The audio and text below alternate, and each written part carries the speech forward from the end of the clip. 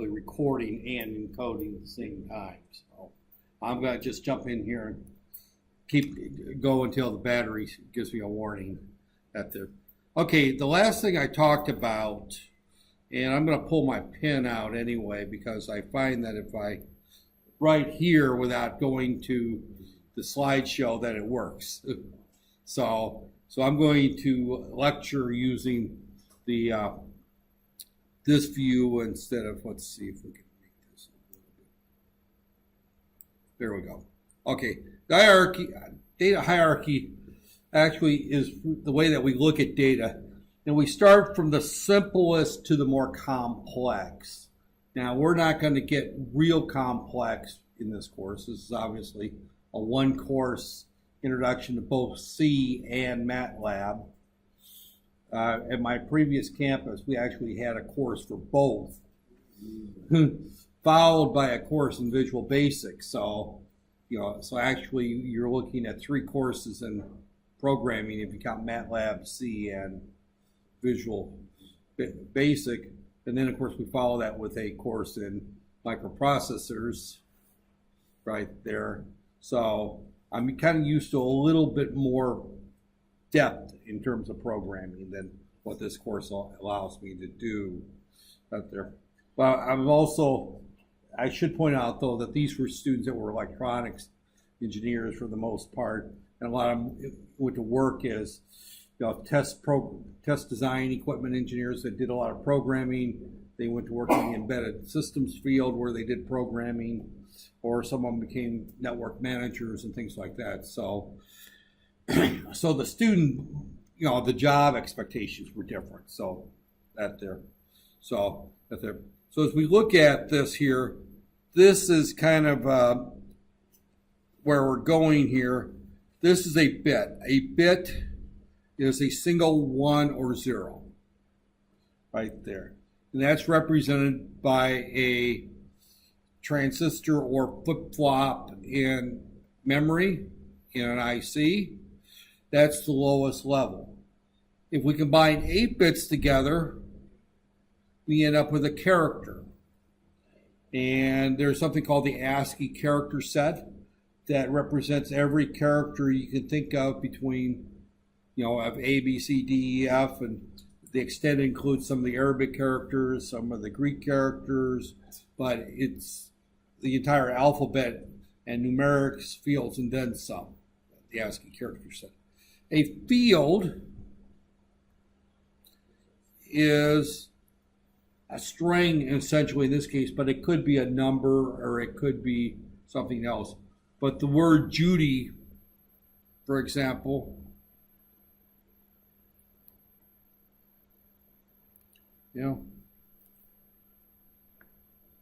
okay.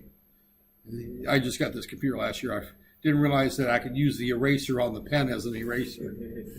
My old one, I had to push a button right there. But Judy is a string right there. And Judy is 8. In this particular case, it's 5 characters. We would define that there. And then a record would be a bunch of data that are collaborated together or grouped together to represent a single person in this case. So Judy Green. These other fields might include things such as what department she is in, what her monthly pay rate is, what her address is. I mean, we could have a lot of data for Judy Green right there.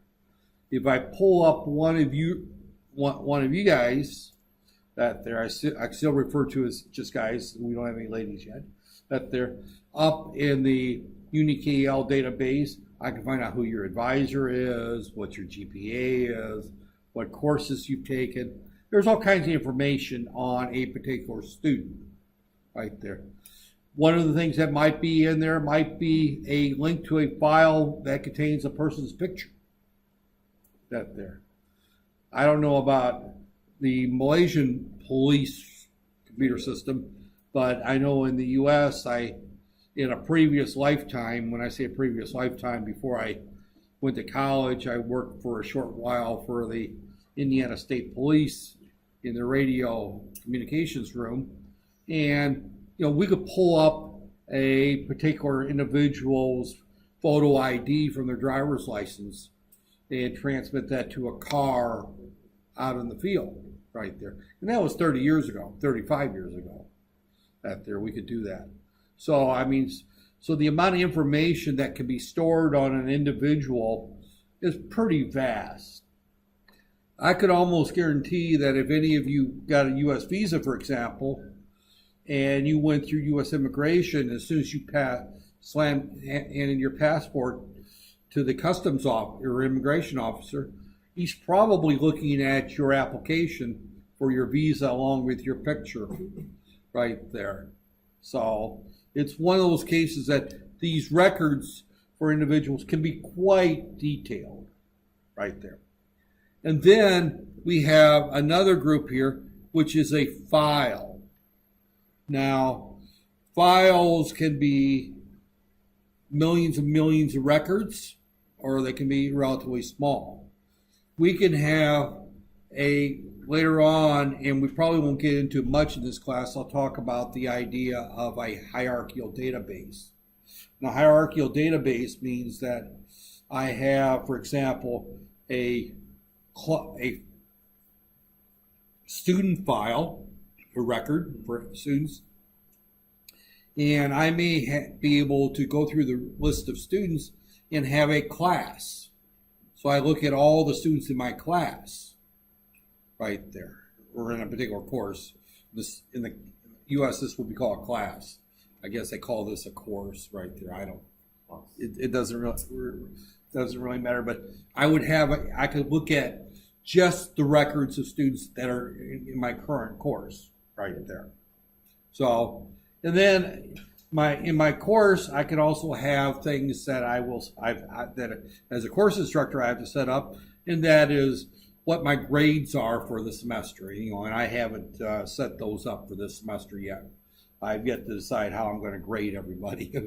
That there, it's the last couple semesters. Last semester I got scolded because I just basically gave 3 projects, and if everyone turned in all 3 projects, they got an easy A.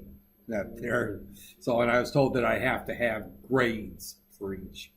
I can still give all A's, but they can't be all 100 or zeros right there. So, because it looked like I wasn't grading anything, which I really wasn't, to be honest with you. And part of that is I'm still recovering from a stroke. I didn't have a lot of time to go through grade. And these were all TDP students, so they were the top of the top, and that there. So that's why I talked about probably having in-class exams so I get some differentiation.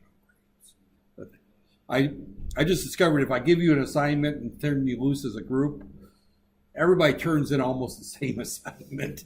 So it's hard to, and everyone meets the qualification because you sit down as a group and everyone gets it done. So it's pretty much an easy A for everybody. Well, I don't want it to be a hard A, but I want at least some people to get it an 85 or a 90, and some people to get 95. That there, I need to have some differentiation at the end of the day. So that there.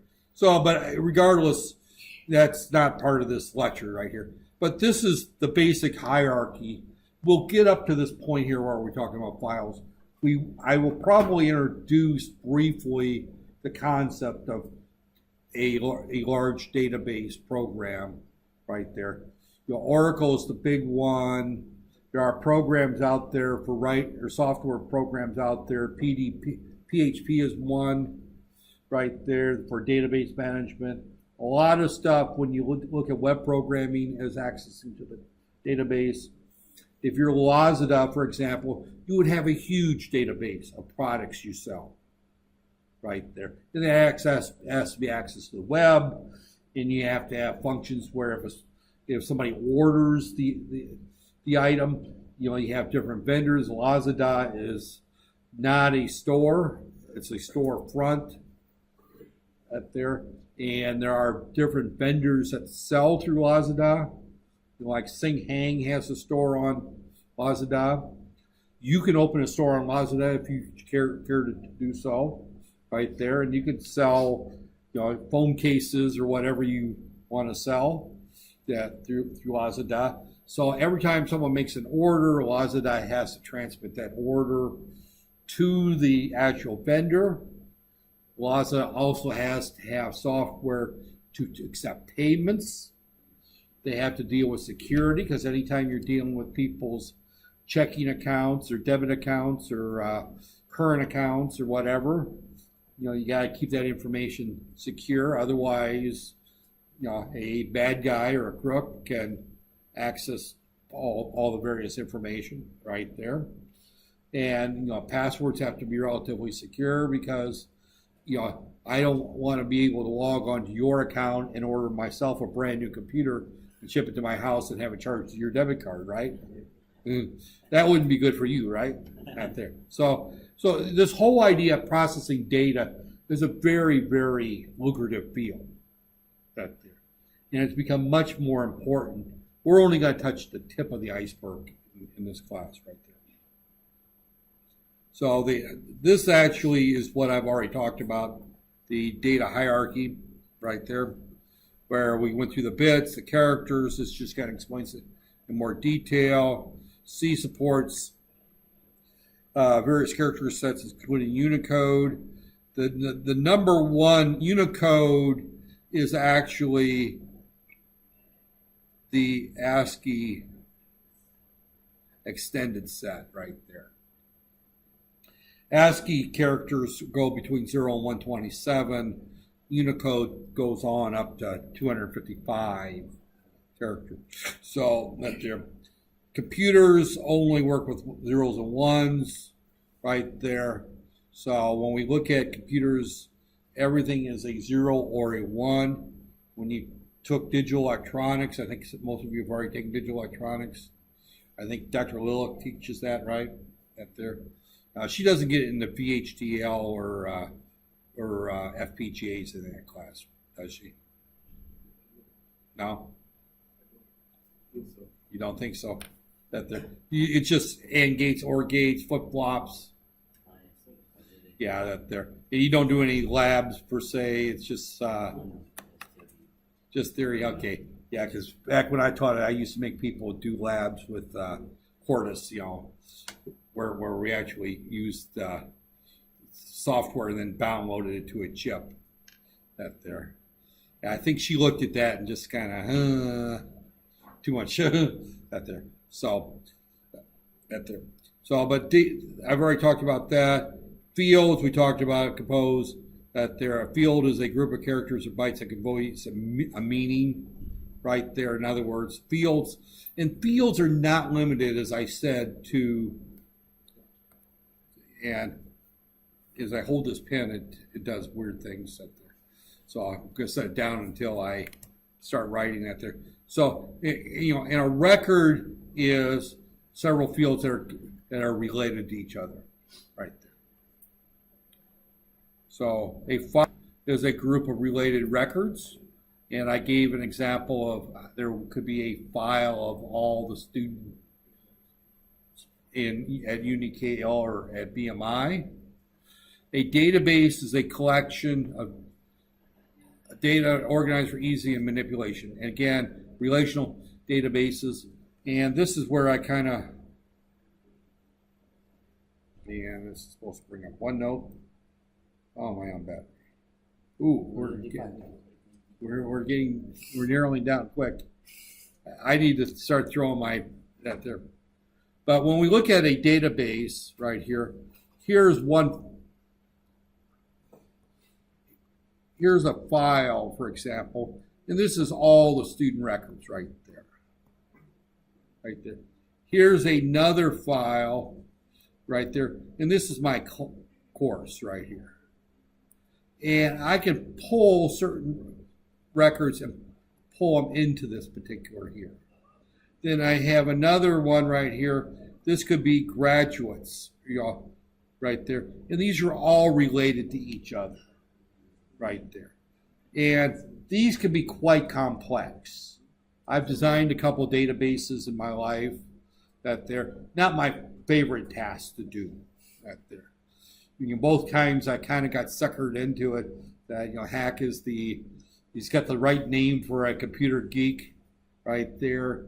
And he seems to understand databases better than anybody else works for the company. That there, I work for a company that designed FPGAs and gate arrays, custom digital ICs, and I was about the only one that really understood programming. So I became the database programmer that there by default, on top of doing everything else too. And then I was teaching this course for Unit 10 many years ago, Unit 10, and IU hired a database programmer, couldn't get the job done. They ended up firing him and stuck it in my lap at the end. There, and I ended up finishing that up. So those are the two cases I've designed databases. Neither were by choice, and that was my full-time job. There. So I'm not a database expert right there. So I will probably, toward the end of the semester, just kind of show you how you would design a database with access, but it'll be a relatively simple demo. You won't be required to do anything right there. It'll be like a half-hour demo at that time. There. So, okay. Oh, very good. Her off the screen there. So when we look at hierarchy, and I got to be prepared to, 23, okay. This is just some terminology, byte measurements. The main thing to keep in mind when we look at that there is that a kilobyte is actually more than 1,000 bytes. So when you take engineering courses, the term kilo, mega, giga, tera, all pertain to things that are in terms of 1,000, 1 million, 1 billion, 1 trillion type thing there. When we deal with the digital world, it's going to be 10 to the 24th right there, 10 to the 3rd, 10 to the 6th. And you'll notice that each one of these goes up by 3, but these are bytes right there. And that says approximately. And when we look at a kilobyte, that's what can be addressed by roughly 10 bits of data right there. So these are actually a 2 to the n number. And n actually is going to equate right there.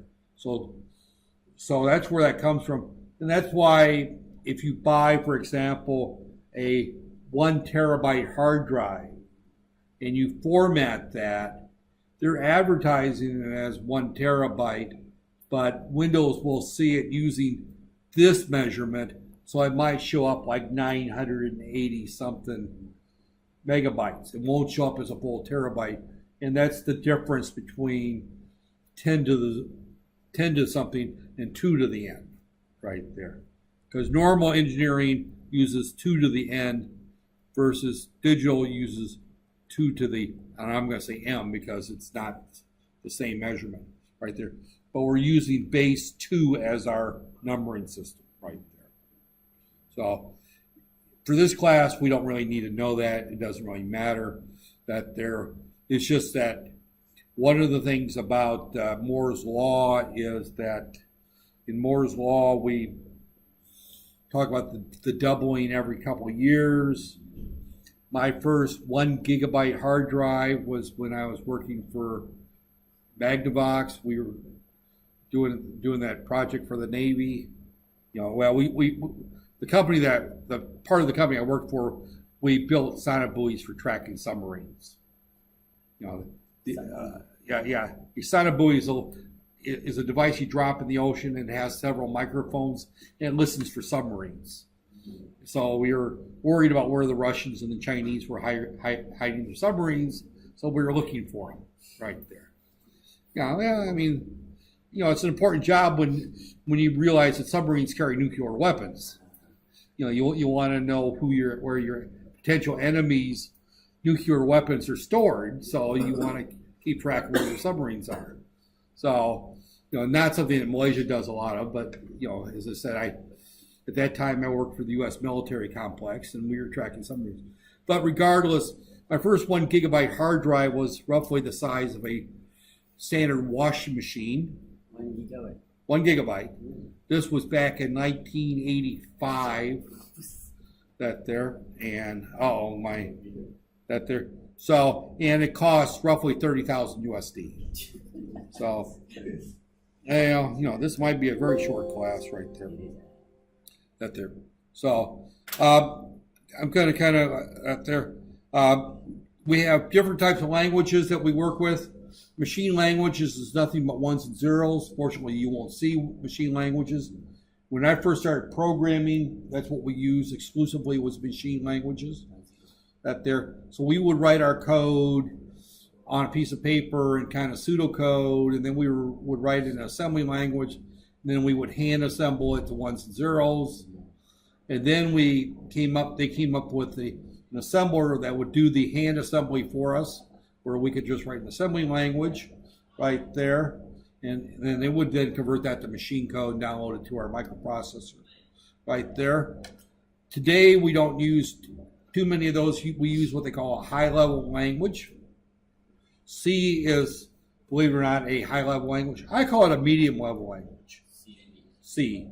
Because you can write machine code, like assembly line type instructions for addresses, particular ports, addresses in memory. We can talk to hardware directly, or we can deal with it at the higher level. Languages such as Pascal, PHP are more high-level language. We can't talk to the hardware. Python is very much like C, right there. Python, we can talk directly to the hardware. Right there. And I'm kind of rushing through because my screen went dark, and this is now saying 19%. So it's on battery saver mode. So C's been around for a long time, right there. Since really 1972, 73, it's been around, right there. B came around in 70, right there. And keep in mind that these were based on, for Unix, and Bell Laboratories is the company that developed C. I actually interviewed with Bell, and that was one of the jobs I probably regret not. Now that there, let me.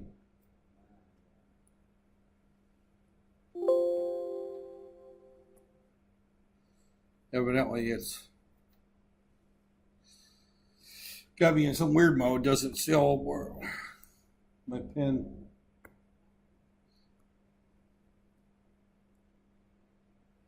Oh.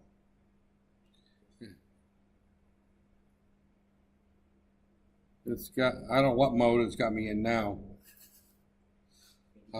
It's got me in the reading mode. This is the slideshow, slide shorter, normal mode. Okay, let's get back to where we were at. Oh. Well, we won't save it anyway.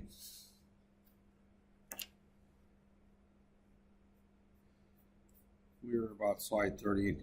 Obviously, okay.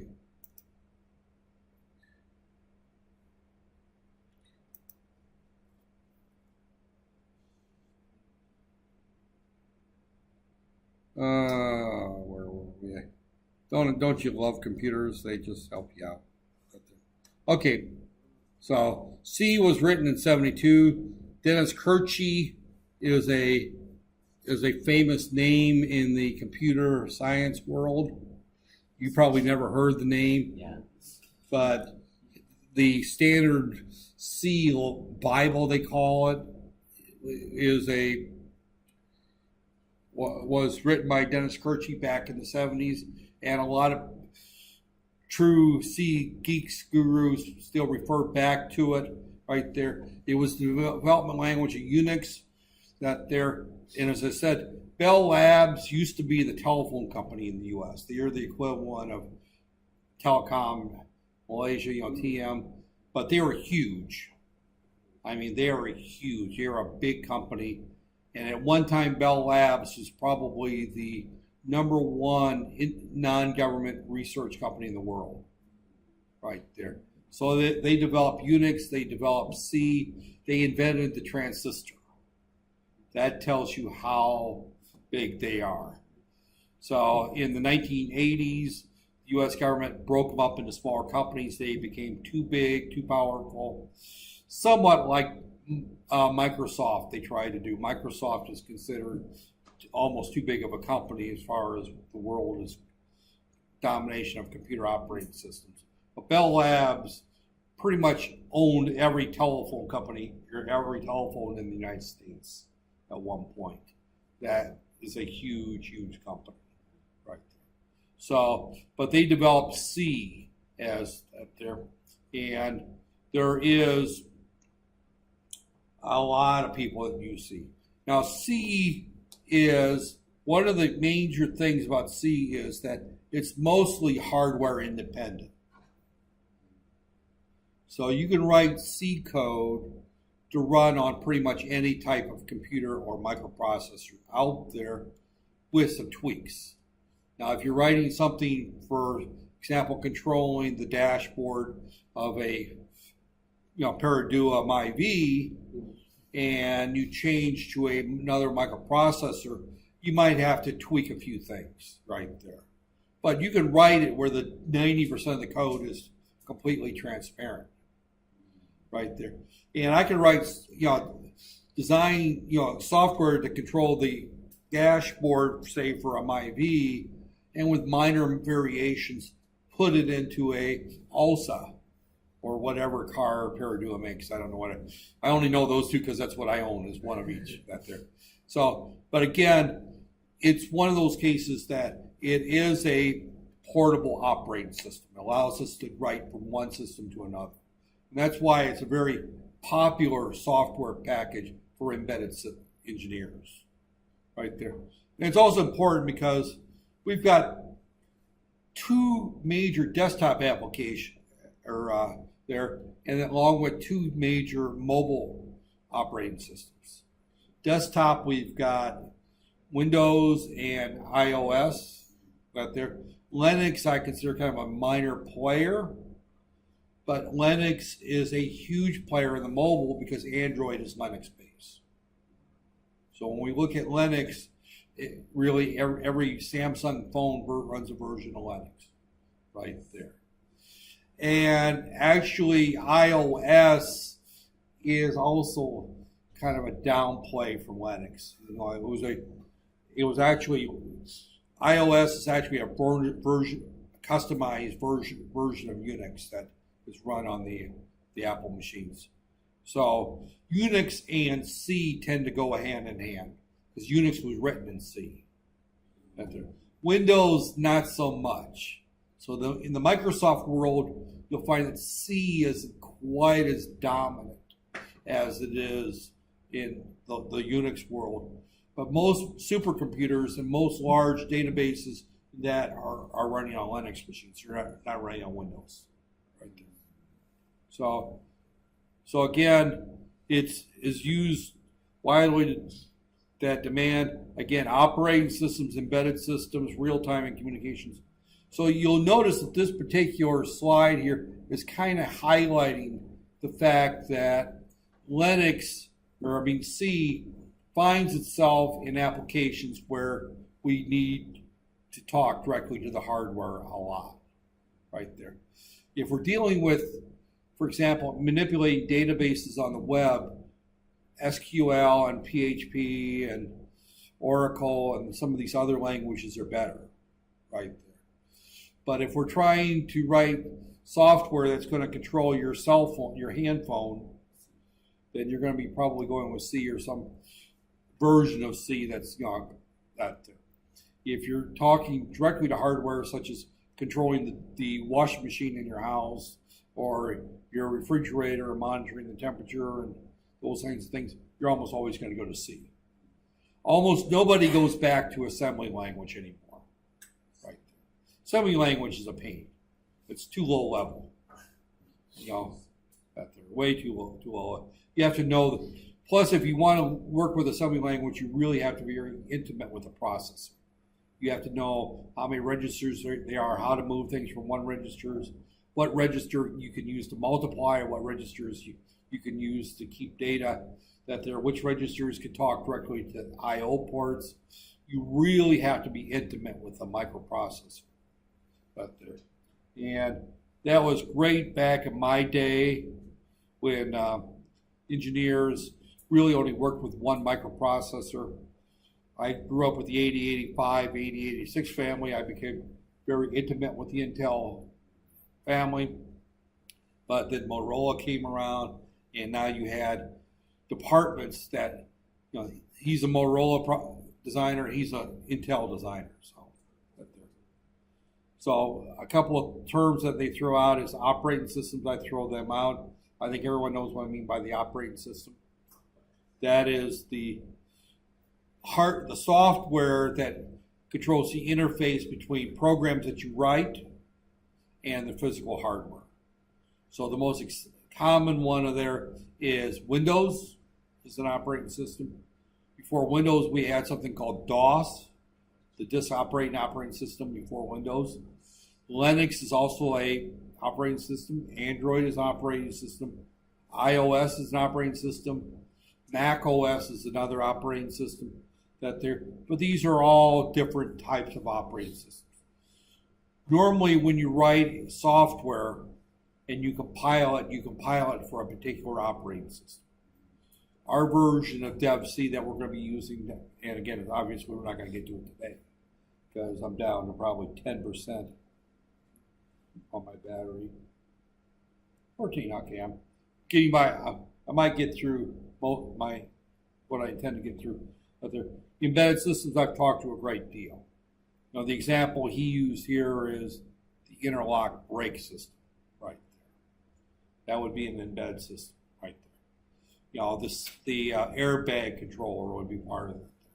But anytime you have a hardware part of the scheme or hardware control, it's usually called an embedded system. And embedded systems can be as simple as your coffee maker. How many people have seen coffee makers with clocks built into them and programming to make a pot of coffee at a certain time? I grew up with, I'm a coffee drinker, so I've got one of those. Real time are mission critical. Those are typically things that a real time system and an embedded system are usually interchangeable, except for real time systems are, when they say mission critical, they really mean it has to work in real time. I have my coffee maker up there. Oh, that's probably my sister. Hold on a second here. I hate to.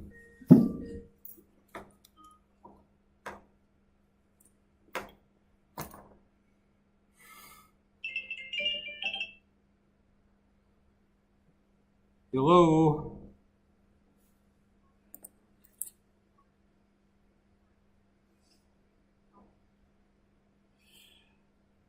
The office in KL has a copy of that. That's what that letter that there. Show them that letter that I sent you from Eva. That form. My sister's checking in at the airport, so I'm sorry about that there.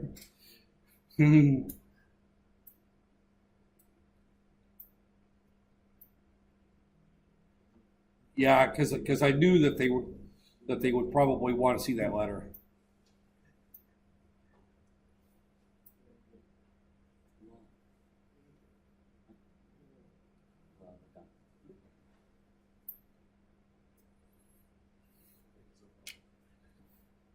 I knew that this was important. That's why I figured. She's standing at the gate with her luggage and everything. I bought her ticket, and they want to see the credit card that I bought that there, and the credit card sitting with B. So that there. Hopefully my battery doesn't go dead while I'm talking. Okay.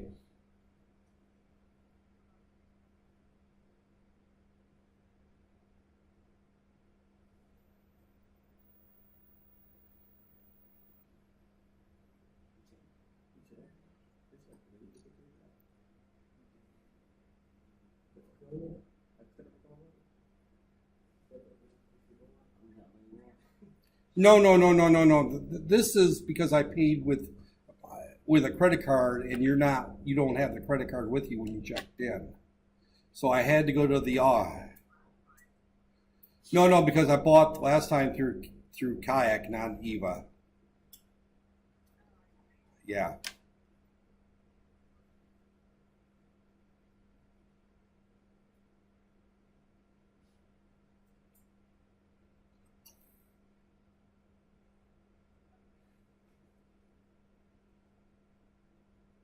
Okay.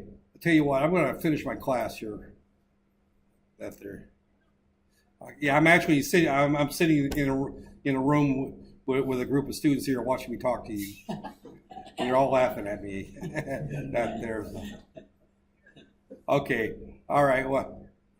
Okay. Call me back if there's an issue. I'll keep the phone on my desk. Okay. All right. Bye. Love you. Bye. Sorry about that, but okay. Well, I don't know. What are we on time here? We're down to 11. This will shut off on me shortly. So again, mission critical would be things like anti-lock brakes would probably fall under that there.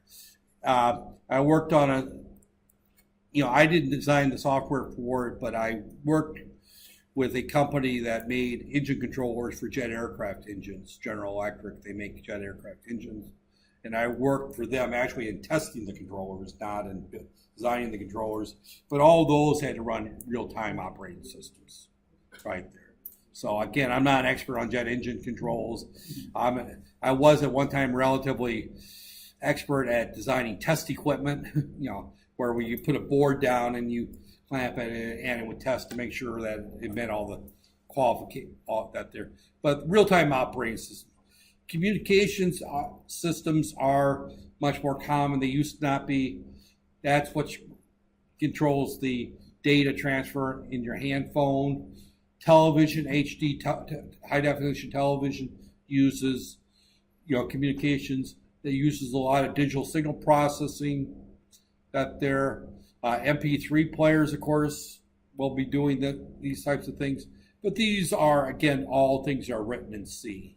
Now, real-time operating systems actually uses a operating system other than Windows, or that they're their own operating system, and they're very expensive to buy actually.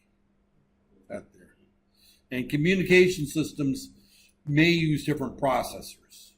I mean, for example, Canon and Nikon for their digital cameras, they design their own processors, right? So, okay, the C standard library, I'm just going to kind of skip through that there. We'll get more into the C library, but C is usually, everything's written in functions or small pieces called functions, and a bunch of these functions are contained within the C standard library, and we'll look at how to do that there. So again, the idea of using functions is that we can reuse a lot of our software.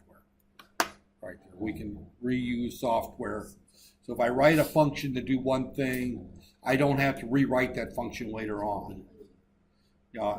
General Electric used to require that every function that we write match a pre-set standard as far as how things are called into it, the documentation, and they all went into a library that the company had that every engineer could go through and steal functions from and use them. Magnavox, we didn't have that one. That was kind of a waste of resources. And there's a reason why Magnavox got sold and is no longer in the military electronics business. Their old group that I worked with is now Undersea Systems and is owned by Ultra Electronics. They didn't do very well. That was an example of how not to run an engineering program, right there. So. But C has 3 different types of functions typically. The ones in the library, which we'll be using. The ones we write ourselves, which we'll be doing some of that ourselves.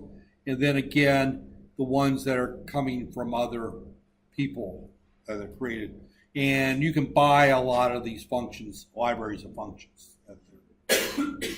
So again, you manage creating your own, you know exactly how they work. The disadvantage, of course, is that you got to write it right there. So, And this, I'm just kind of, there's lots of slides left in this chapter, but most of them are not important. That there, yeah, 119. Yeah, there's other language, C++. We'll talk a little bit about that toward the end. I started teaching this course a couple of years, or about a year ago with C++. It got too confusing for students that they're for C++ is not a good first language. C is not a good first language, but C++ is even less of a good first language. So to me, the best first language is BASIC, but you know, our curriculum is set up with C as your only programming course, so I have to live with it there. But there's so C++. There's another book on that. Java, C# are also languages that are based on C. Object-C is another language based on C. PHP is, again, that's a scripting language right there, and that's used with MySQL for, you know, query language right there. That's a database. Python is a scripting language that's very C-like right there, and JavaScript. These are all languages that you'll hear from time to time. Python is very popular with the Raspberry Pi and the people right there. And this is my hint to hurry up and wrap up class right there. Swift is another language that there. And I'm going to I think I'm going to stop at this point, and I'm going to skip this discussion on the object technology for right now. And we're going to come back, and our very next step is actually not to go through the slides so much, but to open up Dev-C and write our first program. So next week, next Tuesday, is really going to be more towards, you know, I'll go through the slides temporarily, very quickly, these last few slides that just kind of hint. But then I'm going to jump quickly into, this is the software, this is how you bring it up. I'll probably have to turn off the, well, actually, I'll do it on this computer, and then we'll turn off the recorder and then go through and use this computer here, which is the same. Dev-C should be installed on these computers. Right there, they should be. And I put the link up on Facebook for you to download it right there. So with that said, I'm going